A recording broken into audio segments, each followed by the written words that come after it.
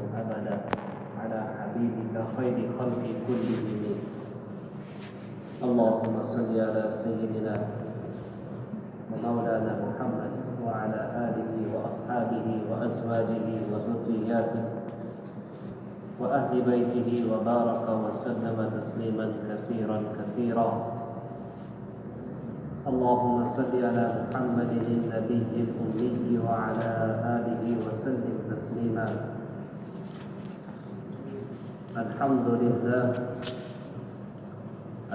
لله الذي هدانا لهذا وما كنا لنهتدي لولا أن هدانا الله ونشهد أن لا إله إلا الله وحده لا شريك له ونشهد أن سيدنا وسندنا وشفيعنا وحبيبنا وطبيبنا ومولانا محمد صلى الله عليه وعلى آله وأصحابه وأزواجه وذرياته وبارك وسلم تسليما كثيرا كثيرا أما بعد فأعوذ بالله من الشيطان الرجيم بسم الله الرحمن الرحيم يا أيها الذين آمنوا اجتنبوا كثيرا من الظن إن بعض الظن إثم ولا تجسسوا ولا يغتب بعضكم بعضا أيحب أحدكم أن يأكل لحم أخيه ميتا فكرهتموه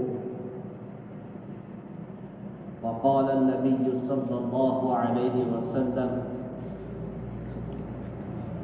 إذا أصبح ابن آدم فإن الأعضاء كلها تكفر اللسان فتقول اتق الله فينا فإنا نحن بك فإن استقمت استقمنا وإن اعوججت اعوججنا وقال النبي صلى الله عليه وسلم الغيبة أشد من الزنا وقال النبي صلى الله عليه وسلم لا يدخل الجنة قتات أو نمام أو كما قال عليه الصلاة والتسليم میرے دینی بھائیوں، آج جمعہ المبارک ہے۔ اللہ تعالیٰ نے اس دن کو بہت ساری فضیلتوں سے نوازا ہے۔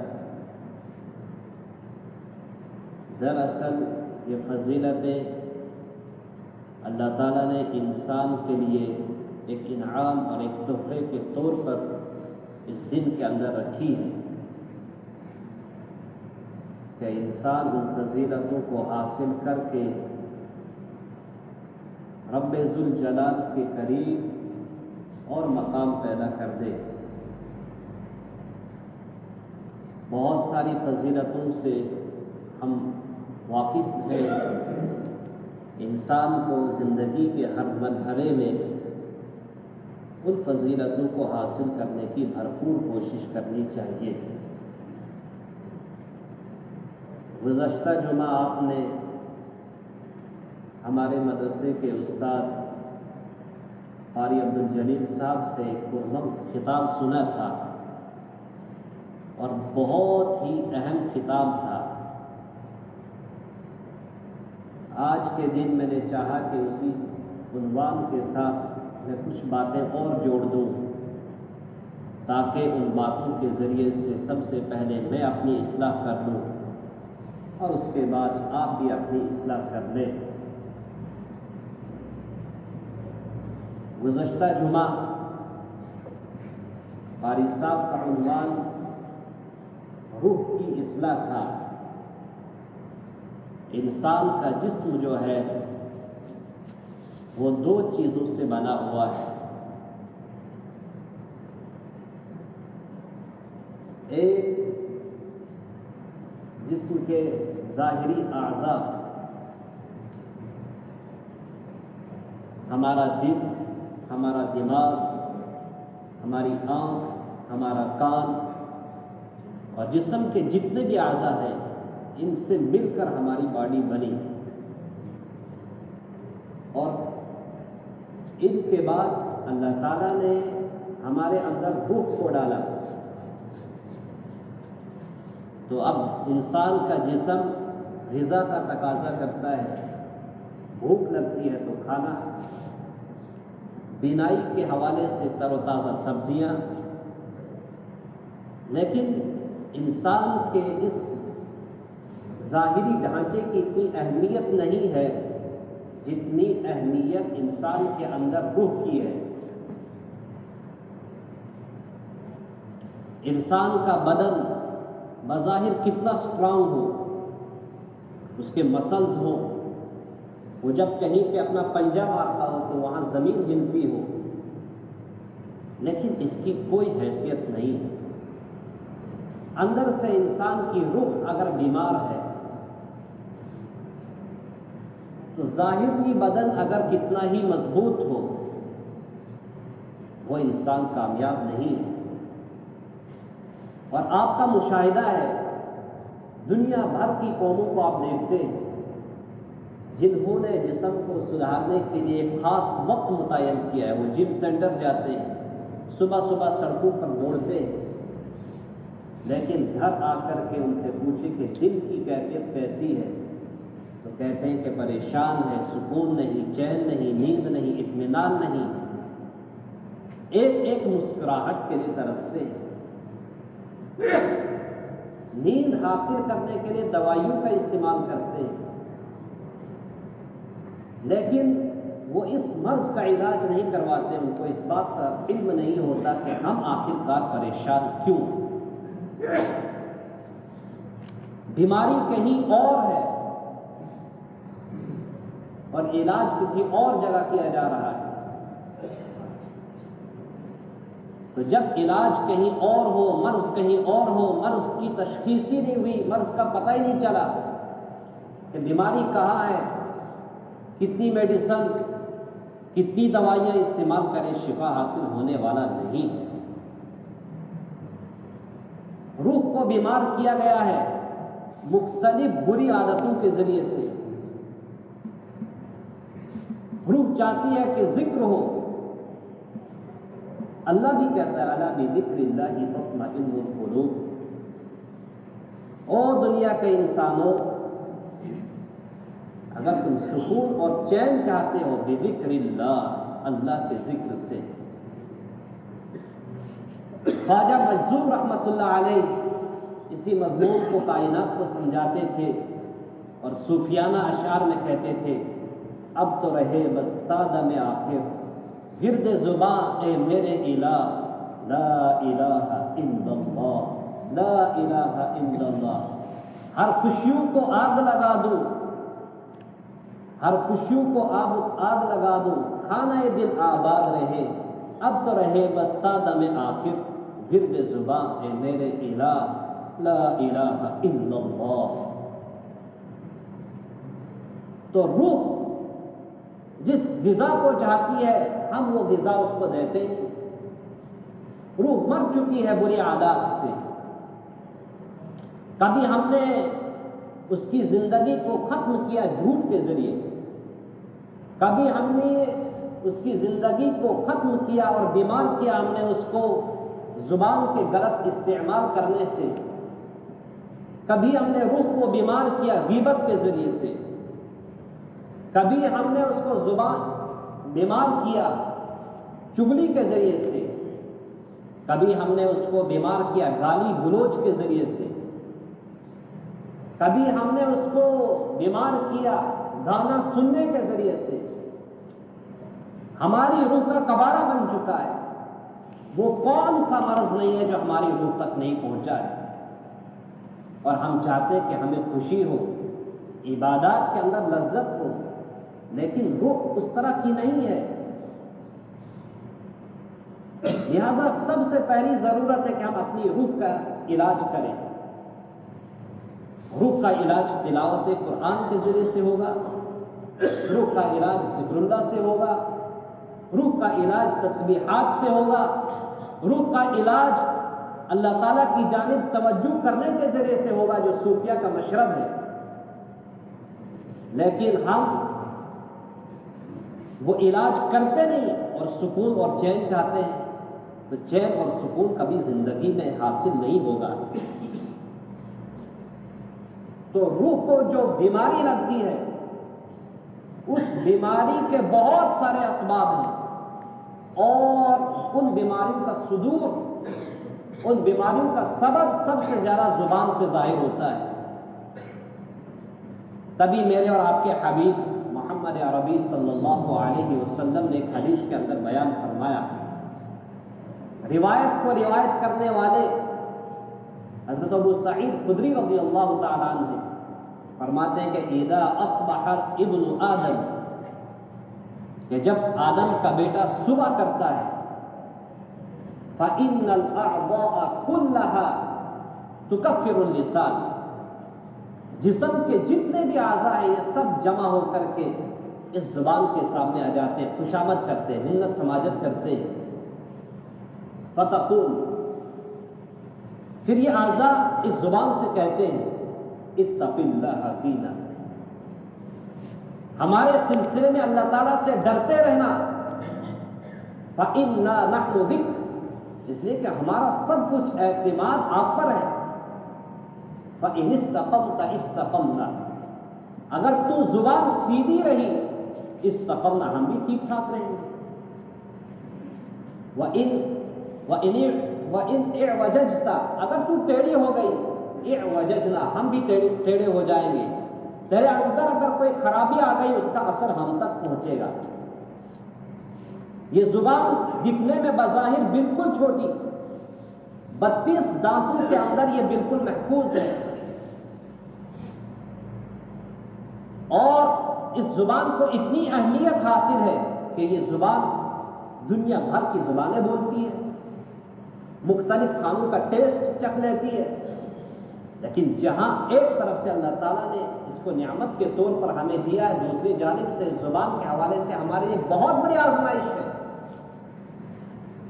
آپ اندازہ لگا دیجئے، اگر کوئی شخص اسی زبان کے ذریعے سے کلمہ کفر کہتا ہے، چھوٹی سی زبان، تو اس کلمے کے ذریعے سے وہ ایمان کے دائرے سے نکل جاتا ہے۔ اسی زبان کے ذریعے سے کوئی معبودان باطل کا انکار کر کے اللہ تعالیٰ کا اقرار کرتا ہے، تو اسی زبان کے ذریعے سے وہ دنیا کا سب سے خوش نصیب انسان بن جاتا ہے۔ اسی زبان کے ایک بول کی وجہ سے ایک آدمی کسی اجنبیہ کو اپنے لیے اپنا خاص بناتا ہے، یعنی اس کو اپنے نکاح میں شامل کرتا ہے، لیکن اسی زبان کے غلط بول کی وجہ سے وہ اجنبیہ اس کے نکاح سے چلی جاتی ہے، طلاق ہو جاتی ہے۔ تو زبان کے اندر اتنی طاقت ہے، لہذا زبان کا جب بھی استعمال کیا جائے بہت سوچ سمجھ کر کے۔ تبھی آپ صلی اللہ علیہ وسلم نے اس حدیث کے اندر فرمایا کہ زبان جو ہے اپنے دوسرے اعضاء سے منت سمجھ کرتی ہے، گڑبڑ نہیں کرنا۔ کسی کو گالی دی، خود تو 32 دانتوں کے اندر، 32 دانتوں کے پہرے کے اندر ہے، لیکن پٹائی پورے اعضاء کی ہوگی۔ اس زبان کے غلط بول کی وجہ سے انسان اپنا وقار کھو بیٹھتا ہے۔ تبھی اعضاء اسے کہتے ہیں فَإِنِ اسْتَقَمْتَ اسْتَقَمْنَا، اگر تو صحیح رہی تو ہم بھی صحیح، ہم نے صحیح بول بولا تو معاشرے کے اندر ہمیں عزت کی نگاہوں سے دیکھا جائے گا، لیکن اگر غلط بول بولا تو اسی زبان کی وجہ سے معاشرے والے تھوکنے پر تیار ہو جاتے ہیں۔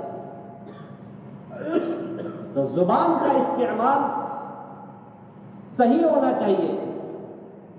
اگر زبان کا استعمال صحیح نہیں ہوا تو یاد رکھیے گا، بسا اوقات انسان لوگوں کی نگاہوں میں بہت ذلیل ہو جاتا ہے، اس کو کوئی اہمیت نہیں ملتی ہے۔ تبھی آپ صلی اللہ علیہ وسلم نے فرمایا من کان یؤمن باللہ والیوم الآخر، جو شخص آخرت کے دن پر اور اللہ پر ایمان رکھتا ہو، فلیقل خیرا، سب سے پہلی بات یہ کہ وہ صحیح بات کہے، اگر صحیح بات نہیں کہہ سکتا فل او لیصمت، خاموش۔ عربی کا ایک جملہ ہے من حفظ لسانہ قل کلامہ، جو آدمی کم بولتا ہے اس کو زندگی میں بہت کم شرمندگی ہوتی ہے۔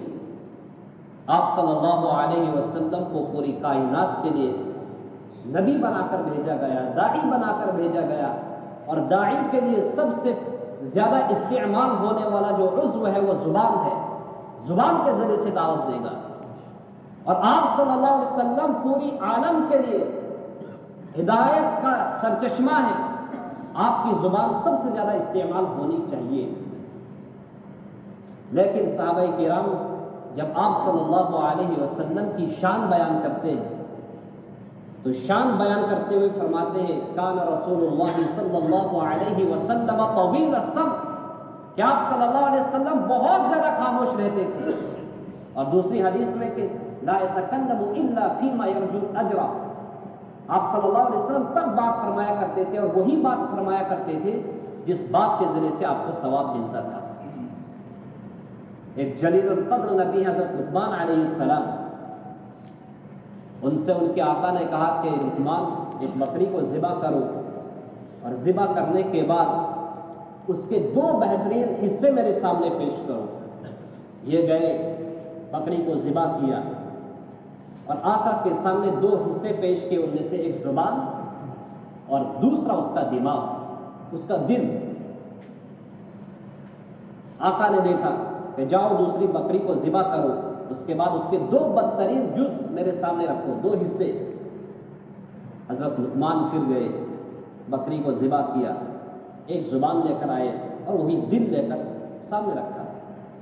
آقا نے کہا عجیب و غریب بات، بدترین جز مانگے تو وہاں بھی 2 زبان اور دل، اچھے مانگے وہاں بھی 2 جز پیش کیے، زبان اور دل۔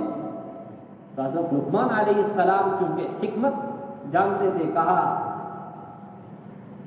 کہ یہ 2 جز ایسے ہیں، اگر یہ 2 جز صحیح رہے، صحیح استعمال ہو تو یہ سب سے بہترین جز انسان کے جسم کے اندر ہے، لیکن یہی 2 جز اگر یہ غلط استعمال ہوئے تو انسان کے اندر سب سے بدترین جز یہی 2۔ لہذا زبان کا صحیح استعمال، محققین فرماتے ہیں کہ انسان کے اعضاء میں سے 7 اعضاء ایسے ہیں جن سے اکثر گناہوں کا صدور ہوتا ہے۔ سب سے پہلے پاؤں، اس کے بعد انسان کی شرمگاہ، انسان کے ہاتھ، انسان کا کان، انسان کی آنکھ اور انسان کی زبان۔ پھر فرماتے ہیں ان تمام اعضاء میں سب سے زیادہ جو گناہ جس عضو سے صادر ہوتا ہے اس میں زبان کو اول درجہ حاصل ہے۔ یہی وہ زبان ہے اس کے ذریعے سے انسان جھوٹ بولتا ہے، یہی وہ زبان ہے اس کے ذریعے سے انسان جھوٹا وعدہ کرتا ہے، یہی وہ زبان ہے اس کے ذریعے سے انسان جھوٹی گواہی دیتا ہے، یہی وہ انسان ہے یہی وہ زبان ہے جس کے ذریعے سے انسان جھوٹا معاملہ کرتا ہے، یہی وہ زبان ہے جس کے ذریعے سے انسان گالی دیتا ہے، یہی وہ زبان ہے جس کے ذریعے سے انسان دوسرے پر طعن و تشنیع کرتا ہے، یہی وہ زبان ہے جس کے ذریعے سے انسان دوسری کی عزت کو تار تار کرتا ہے، اور یہی وہ زبان ہے جس کے ذریعے سے انسان فحش گوئی کرتا ہے، اور یہی وہ زبان ہے جس کے ذریعے سے انسان غلط مسائل بیان کرتا ہے، اور یہی وہ زبان ہے جس کے ذریعے سے انسان غلط بیانی کرتا ہے۔ تو اعضاء میں سے سب سے زیادہ روحانی مرض جس عضو کو لاحق ہوتا ہے وہ زبان کو ہوتا ہے، اور ہر گناہ اس سے جو صادر ہوتا ہے وہ انسان کے لیے جہنم کا سبب بنتا ہے۔ جھوٹ، آپ صلی اللہ علیہ وسلم نے اس کے حوالے سے امت کو ہر قسم کے نقصان سے آگاہ کیا۔ چنانچہ میرے اور آپ کے حبیب محمد عربی صلی اللہ علیہ وسلم نے ارشاد فرمایا علیکم بالصدق، اے میری امت کے لوگوں تم سچائی کو، سچ بولنے کو لازم پکڑنا۔ فإن الصدق يهدي إلى البر، سچائی انسان کو نیکی کی طرف لے جاتی ہے، وإن البر يهدي إلى الجنة، اور نیکی انسان کو جنت کے راستے کی طرف لے جاتی ہے۔ پھر اگلا حصہ جو بیان فرمایا وما يزال الرجل يصدق، انسان سچ کہتا رہتا ہے، ويتحرى الصدق، اور سچ کہنے کا پکا ارادہ کرتا ہے، حتی یکتب عند اللہ صدیقا، یہاں تک کہ اللہ تعالیٰ کے نزدیک اس کو سچا کہا جاتا ہے۔ اور فرمایا وعلیکم بالکذب، جھوٹ سے بچنا، فإن الکذب یہدی الی الفجور، جھوٹ انسان کو گناہوں کی طرف لے جاتا ہے، وإن الفجور یہدی الی النار، اور جھوٹ انسان کو جہنم تک پہنچا رہتا ہے۔ پھر فرمایا وما یزال الرجل یکذب، انسان جھوٹ کہتا رہتا ہے، ویتحری الکذب، اور جھوٹ کا ارادہ کرتا رہتا ہے، حتی یکتب عند اللہ کذابا، یہاں تک کہ اللہ کے یہاں اس کو کذاب کہا جاتا ہے۔ جس آدمی کو اللہ کے یہاں کذاب لکھا جائے، وہ آدمی خود اپنا محاسبہ کرے کہ کل قیامت کے دن اس کے ساتھ کیا کیا جائے گا، کیا حشر بپا ہوگا۔ اللہ تعالیٰ ہمیں جھوٹ جیسی بدترین عادت سے بچائے۔ آپ صلی اللہ علیہ وسلم اپنے سچ بولنے کی وجہ سے نبوت سے پہلے جزیرۃ العرب میں الصادق کے نام سے مشہور تھے۔ یہی وجہ ہے آپ صلی اللہ علیہ وسلم نے جب سن 7 ہجری محرم الحرام میں بادشاہوں کو خطوط لکھے اور اسلام کی دعوت دی، ان بادشاہوں میں ایک بادشاہ قیصر روم جس کا نام ہرقل تھا، اس کے نام ایک خط لکھا۔ امام بخاری رحمۃ اللہ علیہ نے اس خط کو اپنی کتاب صحیح البخاری میں 2 مرتبہ ذکر کیا ہے۔ آج میں آپ کے سامنے اس خط کو پڑھ کر سناتا ہوں، ذرا غور سے سنیں۔ یہ وہ خط ہے جو آپ صلی اللہ علیہ وسلم نے اس وقت کے بادشاہ قیصر روم ہرقل کو لکھا تھا۔ سب سے پہلے لکھا تھا ہیڈنگ میں اسلم تسلم، اسلام قبول کر تو سلامتی پائے گا، اور دوسرا جملہ لکھا تھا سلام علی من اتبع الہدی، اس آدمی پر سلامتی ہو جس نے ہدایت کی اتباع کی۔ اس کے بعد لکھا تھا من محمد ابن عبد اللہ ورسولہ الی عظیم الروم ہرقل، محمد صلی اللہ علیہ وسلم یہ خط روم کے بادشاہ ہرقل کے نام لکھتے ہیں، اور کہا تھا اسلم تسلم، آپ اسلام قبول کر لیجئے، یؤتک اللہ اجرک مرتین، اللہ تعالیٰ آپ کو ڈبل ثواب دیں گے۔ جب کسی قوم کا بادشاہ اپنی قوم کو سچائی اور اچھی بات کی تلقین کرتا ہے اور وہ قوم اس کو مان لیتی ہے تو اللہ تعالیٰ اس کو ڈبل فائدہ دیتے ہیں، ڈبل ثواب دیتے ہیں۔ اگلا جملہ لکھا فَإِن تَوَلَّيْتَ فَإِنَّ عَلَيْكَ اسْمَ الْيَرِيسِيِّينَ، اور دوسری روایت میں لکھا ہے اریسیین، الف سے اس لفظ کو لایا ہے۔ اگر تم اعراض کرو گے، میری دعوت کو ٹھکرا دو گے، تو یاد رکھنا تمہارے فالوورز، تمہارے ماننے والے، تمہارے متبعین، تمہارے پیروکار جتنا وہ برا کریں گے اس کا سب وبال تم پر آئے گا۔ اور اگلا جملہ لکھا تھا قُلْ يَا أَهْلَ الْكِتَابِ تَعَالَوْا إِلَىٰ كَلِمَةٍ سَوَاءٍ بَيْنَنَا وَبَيْنَكُمْ، اہل کتاب آپ ایک بات پر متفق ہوتے ہیں کہ ہم اللہ کو ایک مانیں گے، لا نعبد الا اللہ ولا نشرک به شیئا، ہم صرف اللہ کی عبادت کریں گے، اس کے ساتھ کسی اور کو شریک نہیں ٹھہرائیں گے۔ یہ خط جب ہرقل نے دیکھا تو تحقیق کا مادہ تھا، اور انسان کو تحقیق کا مادہ ہونا چاہیے۔ جب بھی کوئی خبر پہنچے اس خبر کو فوراً ایکسپٹ نہ کرے بلکہ اس کی تصدیق ہونی چاہیے، اور یہی شریعت کا ضابطہ بھی ہے۔ قرآن کریم نے اس کے حوالے سے مومنین کو، مسلمانوں کو آگاہ کیا تھا، بتایا تھا کہ ان جاءکم فاسق بنبأ فتبینوا، اگر کوئی آدمی تمہارے پاس جھوٹی خبر لے کر آتا ہے تو صرف اس ایک آدمی کی بات پر یقین نہیں کرنا، وہ فاسق ہے، اس کا کام ہے فسق پھیلانا۔ فتبینوا ان تصیبوا قوما بجہالہ، آپ کو اس کی وضاحت کرنی چاہیے، اس کی تحقیق کر لینی چاہیے، کیا یہ خبر سچ ہے؟ کہیں ایسا نہ ہو کہ تم اس کی خبر پر یقین کر لو اور اس کے بعد تم اپنا حکم نامہ صادر کرو کسی کے خلاف، بعد میں پتہ چلا کہ اس نے جھوٹی بات کہی تھی فَتُصْبِحُوا عَلَىٰ مَا فَعَلْتُمْ نَادِمِينَ، تو کائنات کے انسانوں تمہیں اپنے کیے ہوئے پر پھر ندامت ہوگی۔ یہی وجہ ہے کہ آپ علیہ السلام نے حضرت علی رضی اللہ تعالیٰ عنہ کو کچھ ہدایات فرمائی تھی اور فرمایا تھا یا علی، کسی کے خلاف اس وقت تک فیصلہ نہیں کرنا یا کسی کے حق میں اس وقت تک فیصلہ نہیں کرنا جب تک نہ دونوں فریقین آمنے سامنے ہوں۔ تو بے بنیاد بات پر کسی پر کوئی بھی حکم صادر نہیں کرنا، کوئی بھی فیصلہ نہیں کرنا۔ یا ہرقل نے بھی اسی ضابطے کو سامنے رکھا اور کہا اپنے درباریوں سے، دیکھو یہاں روم کے اندر کوئی مکہ المکرمہ سے کوئی قافلہ آیا ہے؟ چنانچہ درباریوں نے کہا بالکل ایک قافلہ آیا ہے۔ ابو سفیان اس وقت مسلمان نہیں ہوئے تھے، یہ قافلہ لے کر تجارت کی غرض سے وہاں گئے ہوئے تھے۔ تو ہرقل نے بلایا کہ ہمیں خبر ملی، ایک خط ملا ہے، محمد نامی ایک شخص ہے، وہ نبوت کا اعلان کرتا ہے اور مجھے بھی اسلام قبول کرنے کا خط بھیجا ہے، دعوت بھیجی ہے۔ میں اس کے حوالے سے آپ سے کچھ باتیں پوچھنا چاہتا ہوں۔ سب سے پہلی بات مجھے یہ بتائیے کہ اس کی اقتداء کرنے والے کون ہیں؟ کیا وہ امیر طبقے کے لوگ ہیں یا غریب طبقے کے لوگ ہیں؟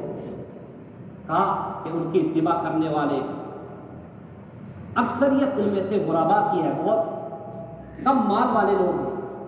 یہ ایک علامت ہوئی کہ جب کوئی سچائی سامنے آتی ہے تو امیر طبقے کے لوگ اس کو جلدی قبول نہیں کرتے، ان کو اپنے مال کا کبر رہتا ہے، اپنی بڑائی سامنے رہتی ہے، وہ جلدی اس کو ایکسیپٹ نہیں کرتے، غربا جلدی اس کو قبول کرتے ہیں۔ یہ ایک علامت ہوئی کہ وہ سچے نبی ہیں۔ اور دوسری بات یہ بتائیے، ابو سفیان کیا وہ سچ بولتا ہے؟ کبھی کبھی جھوٹ بولتا ہے؟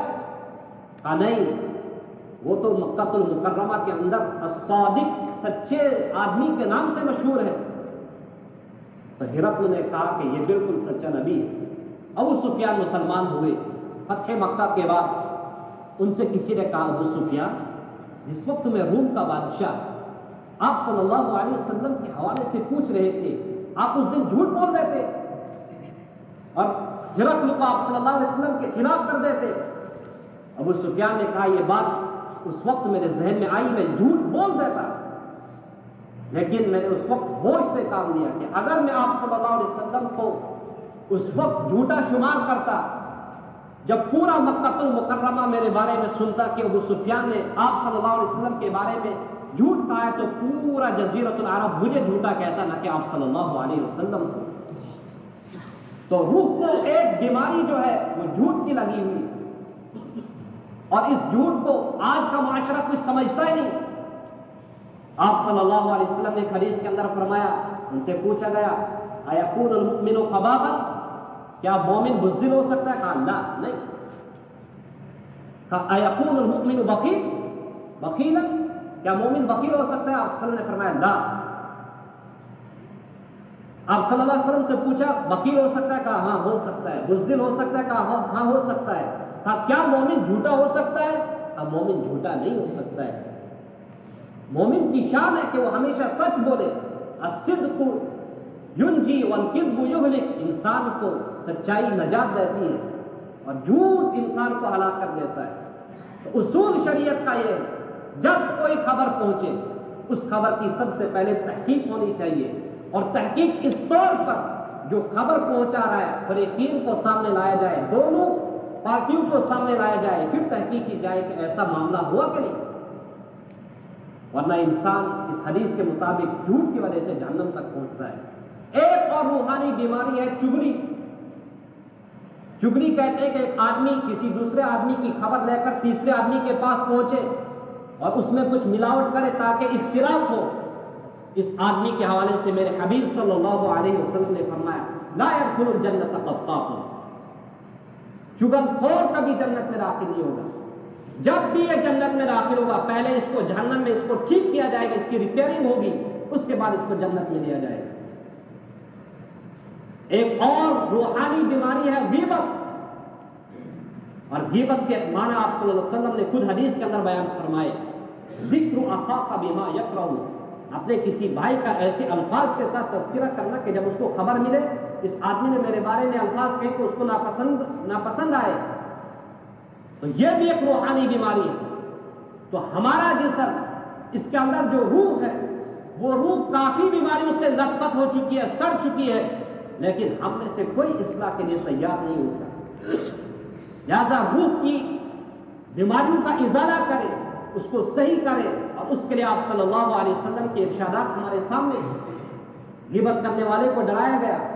ایک مختصر سا حدیث کا ٹکڑا آپ کے سامنے پیش کروں گا، اس کے بعد اپنی بات کو ختم کروں گا۔ آپ صلی اللہ علیہ وسلم نے فرمایا جہنم کے اندر 4 قسم کے جہنمیوں کی وجہ سے دوسرے جہنمیوں کو اور تکلیف ہوگی. ان میں سے ایک آدمی ہو جو شراب پیتا ہو، دوسرا آدمی ہو جو چوری کرتا ہو، تیسرا آدمی ہو جو غیبت کرتا ہو، اور ان کی وجہ سے دوسرے جہنمیوں کو عذاب ہوگا. ایک کے اوپر جہنم کا صندوق رکھا جائے گا، دوسرا آدمی جہنم کے اندر اپنی آنتیں گھسیٹ رہا ہوگا، اور تیسرا آدمی اس کے منہ سے خون اور پیپ نکل رہا ہوگا، اور چوتھا آدمی جو ہوگا جو غیبت کرتا ہوگا وہ جہنم کے اندر اپنا گوشت خود اپنے ہاتھوں اپنے دانتوں سے کاٹ رہا ہوگا اور چیخ رہا ہوگا موت موت موت آ جائے، لیکن موت نہیں آئے گی. اس کی وجہ سے دوسرے جہنمیوں کو اتنی تکلیف ہوگی کہ ان کا عذاب دوگنا ہو جائے گا. تو اس آدمی کا کیا حال ہوگا جس نے خود غیبت کی ہوگی. اللہ تعالی ہم سب کو ان روحانی بیماریوں سے محفوظ فرمائے. گزشتہ ہفتے قاری صاحب نے روح کے حوالے سے گفتگو کی تھی. اس وقت اس جمعے میرا نمبر تھا، میں نے سوچا کہ اسی روح کے حوالے سے جو اس کو امراض لاحق ہے ان پر چھوٹی موٹی گفتگو ہو جائے. انشاءاللہ جب کبھی موقع ملے گا ایک ایک بیماری کو انشاءاللہ کھول کھول کر بیان کیا جائے گا. اللہ تعالیٰ سے دعا کیجیے سب سے پہلے اللہ تعالیٰ مجھے اپنے روح کی اصلاح کی توفیق نصیب فرمائے. اس کے بعد ہم سب مسلمانوں کی یہ ایسی بیماری ہے، اس بیماری میں تقریباً ہر کوئی لت پت ہو چکا ہے. بڑے سے بڑا دیندار، بڑے سے بڑا متقی، داعی، سب کچھ اس میں ملوث ہو چکے ہیں. کہیں 2 آدمیوں کی مجلس کھڑی ہو جاتی ہے، وہاں غیبت کا دروازہ کھل جاتا اور احساس تک نہیں ہوتا. تبھی آپ صلی اللہ علیہ وسلم نے فرمایا الغیبت اشد من الزنا، غیبت جو ہے زنا سے بدترین جرم ہے، بدترین گناہ ہے. اللہ میری بھی اور آپ کی بھی حفاظت فرمائے. وآخر دعوانا الحمدللہ.